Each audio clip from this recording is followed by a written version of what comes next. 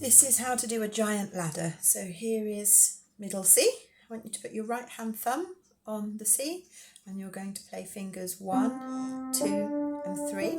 Then you balance on your 3, swing your thumb under to F, line up your fingers, keep going on up, turn straight around at the top, come down till you run out of fingers, 3 onto E, line them up. Play that once more without speaking.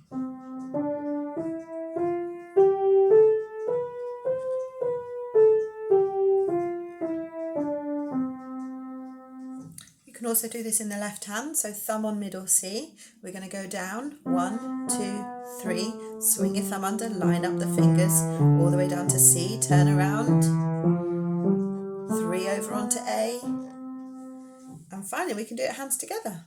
1s, 2s, 3s, swing both thumbs under, line up the rest of your fingers, keep going till you get to C, turn around, come back in again, 3s over onto A and E, and your thumbs share C at the end.